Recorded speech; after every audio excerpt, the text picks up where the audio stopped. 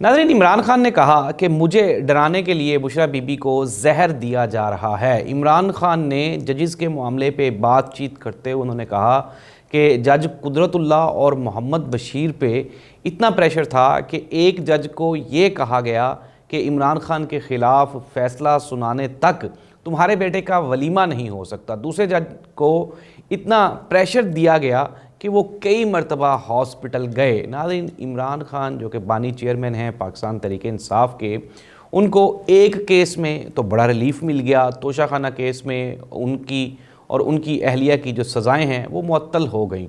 और साइफ़र भी हम आपको कई दिनों से बता रहे हैं कि आज या कल की बात है, बल्कि हमने तो आपको जिस दिन ये सज़ाएं हुई थी उसी दिन बताया था कि ये सिर्फ़ और सिर्फ इमरान खान को इलेक्शन तक या इलेक्शन के बाद जो गवर्नमेंट बनेगी तब तक ये जेल में रखने का एक बहाना है। अदरवाइज़ इमरान खान के ख़िलाफ़ कोई भी ऐसा केस नहीं था जिस पे इमरान खान को सज़ा हो सकती।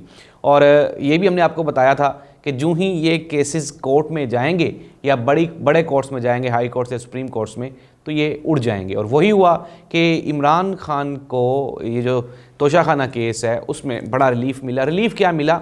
ज़ाहिर सी बात है, मेरिट पे फ़ैसला हुआ और इमरान खान को वो जो सज़ा थी इमरान खान साहब की और उनकी अहलिया की, उसको मुअत्तल कर दिया गया। नाज़रीन, अब ज़ाहिर सी बात है, खुशखबरियाँ हैं इमरान खान के लिए। इमरान खान के लिए जिस दिन से इमरान खान जेल में है, सिवाय इसके कि इमरान खान जेल में आई, एक बुरी खबर है। इसके अलावा इमरान खान के लिए आने वाली हर खबर वो इमरान खान के लिए खुश आइन है और इमरान खान के मुखालफीन के लिए तब से लेकर अब तक बुरी खबरें कंटिन्यूसली आ रही हैं। सुप्रीम कोर्ट ऑफ पाकिस्तान ने पहले कमीशन बनाने का ऐलान किया गया हुकूमत की जानिब से। जो रिटायर्ड चीफ जस्टिस थे तसद्दुक जिलानी साहब, उनको उसका हेड बनाया गया। लेकिन नाज़रीन, ये बहुत बड़ा और बोल्ड स्टेप है तसद्दुक जिलानी साहब की जानिब से। उन्होंने माजरत कर ली। उन्होंने कहा यार ये मेरा मैटर ही नहीं है, ये सुप्रीम कोर्ट ऑफ पाकिस्तान को चाहिए कि वो फुल कोर्ट बेंच बना के तो उसके ऊपर वो उसकी खुद ब खुद इन्वेस्टिगेशंस करें और देखें कि आया कि ये इल्ज़ामात ठीक है या गलत है। काजी फ़ायज़ ईसा साहब, उन्होंने फिर ज़ाहिर सी बात है मौके की मुनासबत से बड़ा अच्छा डिसीजन किया। अच्छा ही कहेंगे, ज़ाहिर सी बात है, क्योंकि अच्छा डिसीजन क्या, खैर इस खबर को पहले कंक्लूड कर लें। उन्होंने अच्छा डिसीजन किया। उन्होंने कहा जी कि इसको अज़ खुद नोटिस ले लिया सुप्रीम कोर्ट ऑफ पाकिस्तान ने, लेकिन तब लिया अज़ खुद नोटिस जब हर प्लेटफॉर्म पे बातचीत ख़त्म होने के बाद और कोई इसका चारा ही नहीं बचा था।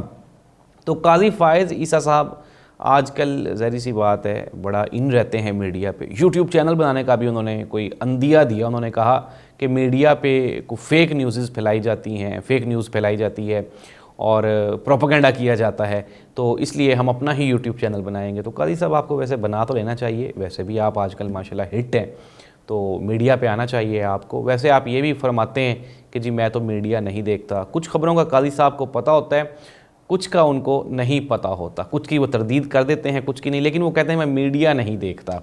और ख़ुसूसन डिजिटल मीडिया के बारे में काजी साहब का ये बयान है कि मैं यहाँ से तो बिल्कुल भी कोई न्यूज़ नहीं लेता। खैर, आते हैं हम पॉइंट्स की जानिब।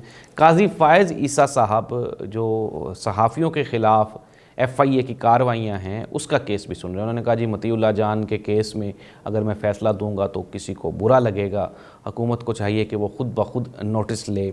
और सहाफ़ियों को हरासा करने का जो मामला है उसमें काजी फ़ायज़ साहब पहले भी कह चुके हैं कि सुप्रीम कोर्ट ऑफ पाकिस्तान आज़ादी सहाफ़त पे यकीन रखती है। सनम जावेद और आलिया हमज़ा, ये दो वो मज़लूम ख़वातीन हैं जो कि 9 मई के केसेस में अरेस्ट हैं। सरगोदा की ATC एंटी टेररिस्ट कोर्ट में उनको पेश किया गया और वहाँ पे उनका 14 रोज़ा जिस्मानी रिमांड दे दिया गया। नाज़रीन, ये पाकिस्तान का जो अदालती निज़ाम है वो उसके ख़िलाफ़ सिर्फ़ और सिर्फ प्रोपेगेंडा किया जा रहा है कि ये इतना को पिट जाए कि कोई आम पाकिस्तानी भी अदालती निज़ाम पे यकीन या एतमाद ना करे। ये दो बेचारी निहत्ती ख़वातीन हैं। अनडाउटेडली आज आलिया हमज़ा इलेक्शन जीती थी अकॉर्डिंग टू फॉर्म 45, लेकिन फिर वो नहीं जीत सकी अकॉर्डिंग टू फॉर्म 47। और सनम जावेद के लिए आज एक बड़ा दिन होगा। ज़ाहिर सी बात है, सेनेट की इलेक्शन में उनकी नॉमिनी है और वो सेनेटर बनने जा रही हैं। लेकिन आया कि क्या सेनेटर बनने के बाद, MNA बनने के बाद ये दो ख़वातीन बेचारी जेल से बाहर भी आ सकती हैं या फिर नहीं आ सकती, ये एक बड़ा सवालिया निशान है। तो हुकूमत की तरफ से आवाम के लिए ज़ाहिर सी बात है बुरी ख़बरों का जो सिलसिला है वो जारी है। ख्वाजा आसिफ साहब ने कहा क्या फरमाया, उन्होंने कहा कि जी पाकिस्तान डिफ़ॉल्ट कर चुका है, इसलिए आवाम को कुछ भी नहीं ये एक्सपेक्ट करना कि कोई अच्छी खबर आएगी। 10 रुपये लीटर पेट्रोल महंगा हो गया, बिजली महंगी हो गई, गैस महंगी हो गई, रमज़ानुल मुबारक ख़त्म होने वाला है और वो जो रिलीफ़ दिया गया था यूटिलिटी स्टोर्स पे, यूटिलिटी स्टोर्स की अशिया इतनी नाकस हैं कि वो इस्तेमाल के काबिल नहीं हैं। अब आटे का थैला जो रिलीफ़ के तहत रमज़ान पैकेज के तहत दिया जा रहा है, एक तो वो है ना जो आप फ्री दे रहे हैं जिसके ऊपर मियां मोहम्मद नवाज शरीफ साहब की तस्वीर लगी हुई है, और वो आटा वो कहते हैं भैंसें भी नहीं खाती और इंसानों ने तो क्या खाना है। फिर उसके बाद एक और भी आटा है जो यूटिलिटी स्टोर पे तकरीबन 650 रुपये या 670 रुपये के करीब वो दस्तयाब है। उस आटे में भी 50% वो खाने के काबिल और 50% नहीं। इट मीन्स दैट कि आटे का थैला आज भी आपको 1450 रुपये का ही मिलेगा जो एडिबल है, जो खाने के काबिल है। अगर आपने खाने के काबिल आटा लेना है तो फिर आपने 1450 रुपये भरने हैं, वरना बकाया जितने भी आटे हैं वो इंसानों के लिए नहीं हैं। ना ही तो वो मरीम नवाज़ साहिबा खा सकती हैं, ना ही वो काजी फ़ाइज़ ईसा साहब खा सकते हैं, ना ही वो मियां मोहम्मद शहबाज शरीफ साहब खा सकते हैं। बिलावल भुट्टो ज़रदारी साहब को तो आप कंसीडर ही ना करें क्योंकि वो तो आटा खाते ही नहीं हैं। तो आवाम के लिए महंगाई का जिन बोतल से बाहर निकल आया है और हुकूमत वक्त ने ऐलान किया है कि हमारी तरफ से कोई भी रिलीफ़ का सोचना भी नहीं है। आपने वो जिस तरह गुज़श्ता हुकूमतों की आपने जो कारकर्दगियाँ हैं वो देखी हैं, वैसे ही ये सिलसिला चलेगा। 16 महीने को आप भूल जाएंगे, ये तो मैं आपको पहले भी बताता रहा हूँ कि आने वाले हालात मज़ीद सख्त हैं। पाकिस्तान तहरीक इंसाफ पंजाब के लिए एक बड़ी ख़बर है कि हम्माद अजहर वो पेशावर हाई कोर्ट में पेश हुए। उनकी 51 केसेस में हादसा निकल गया मेरा। कई दोस्त मुझे कहते हैं नकवी साहब आप हादसा के वीलॉग करते हैं, तो हादसा निकल जाता है बंदे का जब 51 केसेस। एक हमारे सीनियर सहाफ़ी हैं सैयद तलत हुसैन साहब, उन्होंने कहा जी कि इतनी तेज़ी से रिलीफ़ मिला है PTI को, 51 केसेस में ज़मानतें हो गई। तो सैयद तलत हुसैन साहब से मेरा ये सवाल है कि सैयद तलत हुसैन साहब आप ये बताएं कि जब ये 51 केसेस उसके ऊपर बनाए जा रहे थे तब आपको निज़ाम इंसाफ के ऊपर हंसी नहीं आई, या तब आपकी आवाज़ नहीं निकली? अब तो बड़ी आपकी आवाज़ निकली कि 51 केसेस में हम्माद अजहर की ज़मानत कबूल हो गई है। तब आप कहाँ थे जब मियां मोहम्मद नवाज शरीफ साहब एयरपोर्ट पे उतरे तो बायोमेट्रिक भी वहाँ पे करवा ली गई। बड़े बड़े अरबों खरबों की करप्शन के केसेस ऐसे 1 मिनट में ख़त्म हो गए। आपके इसहाक डार साहब वो जहाज़ में बाद में बैठे, पहले उनके केसेस ख़त्म किए गए।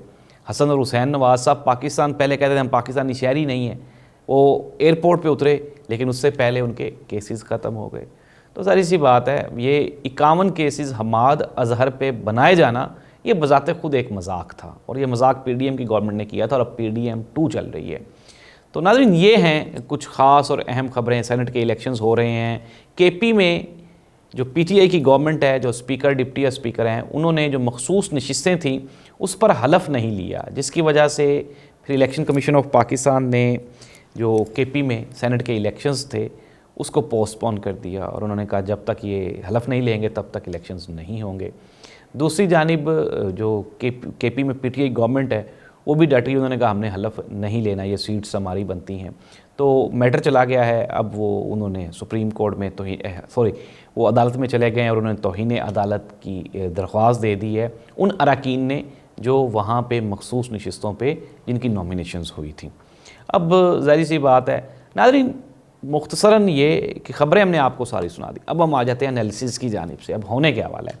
होने ये वाला है कि ज़ाहिर सी बात है इमरान खान के केसेस 1 बाय 1 ख़त्म होंगे।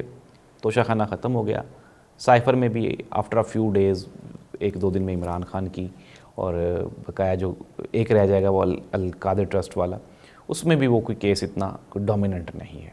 इद्दत निकाह वाला केस है तो वो तो एक इतना बड़ा मजाक है शरीयत के साथ और इमरान खान के साथ, पाकिस्तानी कौम के साथ, इवन पूरी मुस्लिम उम्मा के साथ। इस्लामी 1400 साल तारीख़ में कोई ऐसा फ़ैसला नहीं आया जैसे हमारा जजेस ने फ़ैसला दिया। लेकिन फिर वो बात यहाँ भी हो गई कि ये फ़ैसले देने वाले बेचारे जजेस ये तो ख़ुद प्रेशर का शिकार हैं। नाज़रीन, काजी फ़ाइज़ ईसा साहब के लिए और हुकूमत वक्त के लिए ये जो सारी सिचुएशन क्रिएट हो गई है ये एक बहुत बड़ा सवालिया निशान है। काजी साहब के जजेस वो मुतमिन नहीं हैं, वो पुरअमन नहीं हैं, वो अपने आप को महफूज नहीं समझते, और काजी साहब उनकी कोई मदद करने को तैयार नहीं है। Being the head of the department उनको चाहिए था कि अपने जजेस के साथ खड़े होते, लेकिन शायद एक्सटेंशन की ख़बरें भी गर्दिश कर रही हैं, जो कि अमेंडमेंट की जा रही है आइन में कि चीफ़ जस्टिस ऑफ पाकिस्तान की मुद्दत 3 साल कर देनी चाहिए। तो ज़ाहिर सी बात है, जब वो लंगर बटाया सबको मिला है तो काजी साहब को भी मिलना तो चाहिए, तो एक्सटेंशन ज़ाहिर सी बात है वो कबूल कर लेंगे। तो मामलात काजी साहब और हुकूमत वक्त के लिए ग्रेजुअली वो आहिस्ता आहिस्ता हर गुज़रते हुए दिन के साथ ख़राब हो रहे हैं, और इमरान खान के लिए ये जितनी सख्ती उसने बर्दाश्त की है नामुमकिन थी, और अब ये जो सख्तियां हैं ये बिल आखिर ख़त्म होंगी। इमरान खान ईद के बाद जेल से रिहा भी होगा। और फिर मैं आपको एक और बड़ी ब्रेकिंग न्यूज़ दे रहा हूँ कि चीज़ें तब्दील होना शुरू हो गई हैं। अब हमाद अज़हर साहब की अपीयरेंस हो गई है, फिर उसके बाद ये इमरान खान साहब का जो तोशाखाना केस है ये उड़ गया है, साइफ़र भी उड़ने वाला है, और भी काफ़ी डेवलपमेंट्स हैं, वो अगले प्रोग्राम में आपके साथ शेयर करेंगे। अल्लाह इस मुल्क का हामी नासिर हो। अल्लाह हाफ़िज़।